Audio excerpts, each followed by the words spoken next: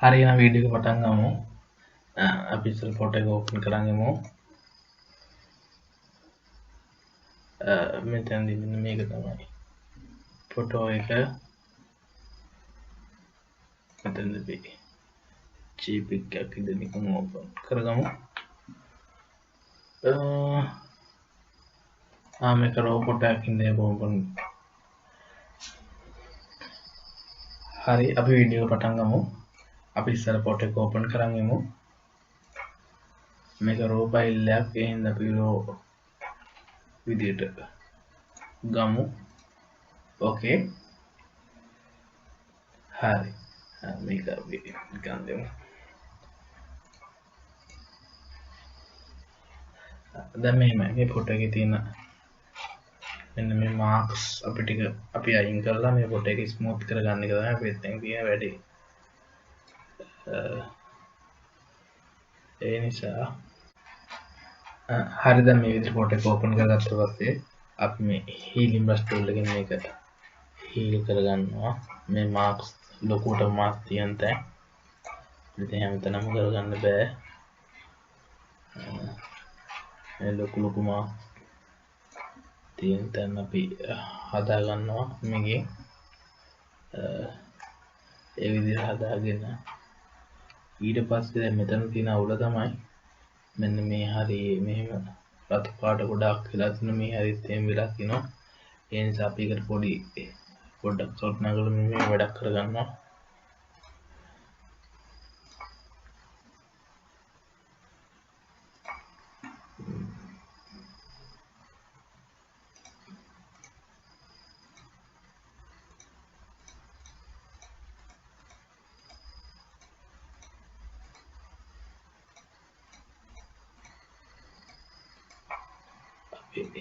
මෙතන ගැලපෙන පාටක් කොයිද සිලෙක්ට් කරගෙන අපි මේක පොඩ්ඩක් මෙහෙම බ්‍රෂ් කරගන්නවා. බ්‍රෂ් කරගෙන මෙතන ඔපැසිටි එක අඩු කරගන්නවා. ඔන්න ඔය විදියට. හරි. ඊට පස්සේ දැන් මේ දෙක අපි මර්ජ් කරගෙන දැන් කරන්නේ මේක ඩුප්ලිකේට් ලේයර් එකක් ගන්නවා. ඩුප්ලිකේට් ලේයර් එකක් අරගෙන ඊට පස්සේ අපි අර විදිහට දැන් මගේ වීඩියෝ දෙකක් ඔයාලා බලලා දිනවා. දෙකේම දානවා රීටච් කරගන්න ඉතින් ලේසියෙන් රීටච් කරලා දැන් මේකේ තියෙනවා frequency regulation. ඊට පස්සේ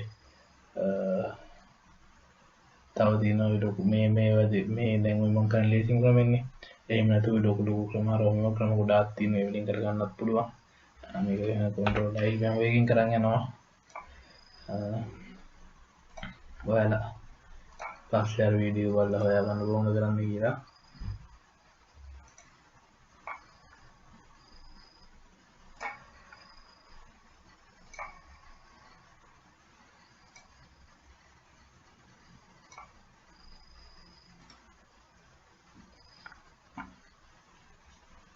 හරි. ඊට පස්සේ මේ බ්‍රෂ් ටූල් එක අරගෙන මේකට අපි ඉන්වර්ට් මාස්ක් එකක් දාගන්නවා. ඊට පස්සේ මේ විදිහට බ්‍රෂ් කරගන්නවා අපි.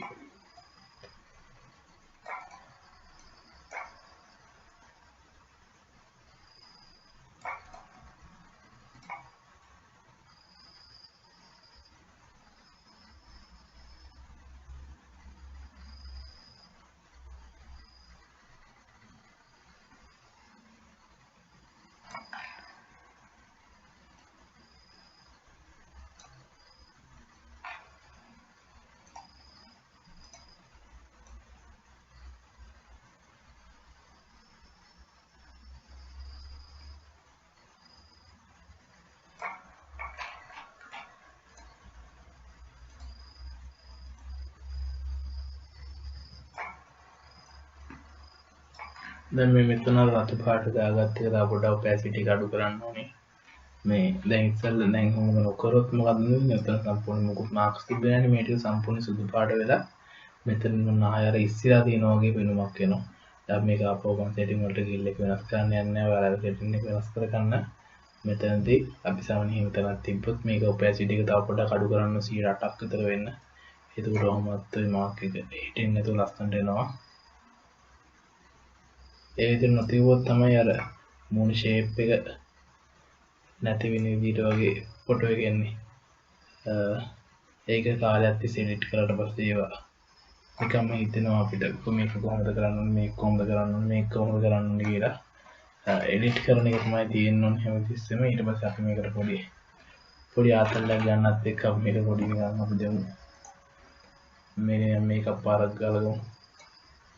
ඊට පස්සේ මේකේ මුලේ එකක් කරා අපි කලර් එක පොඩ්ඩක් අපි දෙමු. මොන පාටද දෙන්නේ?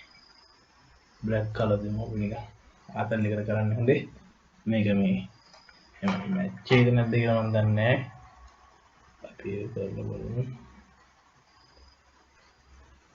දැක්කෝ. බ්ලැක් කලර් දෙමුද? සේම් එකක්ද මේකද තියෙන්නේ?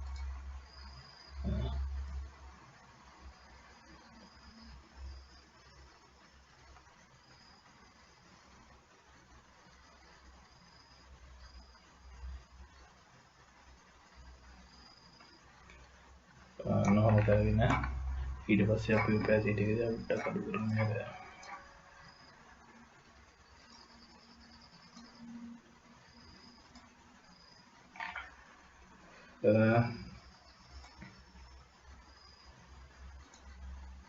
ඒ ගාන හොඳ කියලා හිතෙනවා. මේ නිකන් කරන්නේ මම මේක මේ වුණා මට මෙතනින් ගිහලා ටියුටර් ගිල්ල වයින් කරගන්න පුළුවන්. අපි නිකන් කරලා බලමු මේක හරිද කියලා. අපි දැන් මේක අපි මේක ඉන්නර් මාස්ක් එකක් දාගමු. ඕල්ට් එක මාස්ක් එක ඔබලා අපි ඊට පස්සේ මේක බ්‍රෂ් කරගමු මේකට උඩින්.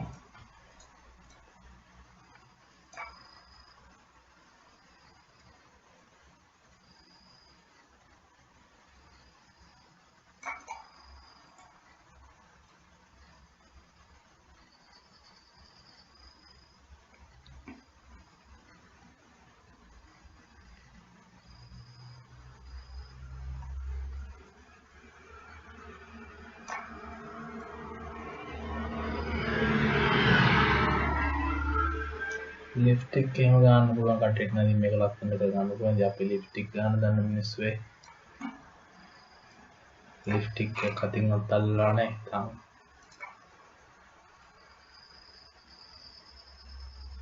මේක යාතල් එකට වෙයි කරමු ඉතින්.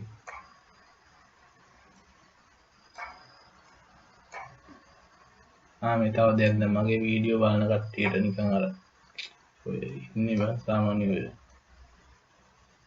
superior presentation කරන එහෙම ඉතින් මට කරන්න බෑ. ඉතින් මගේ අර වචන සෙට් එකක් තියෙනවා.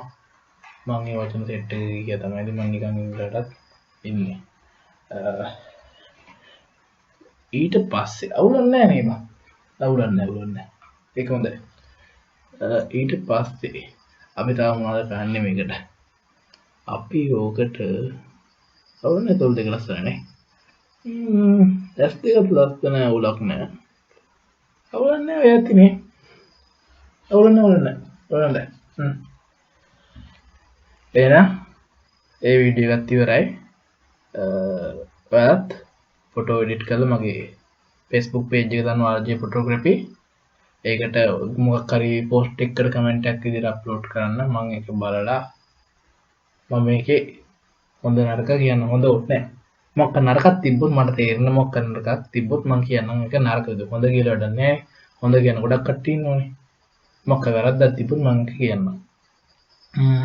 හරි එහෙනම් මේ වීඩියෝ එක ඉවරයි. ජය වේවා.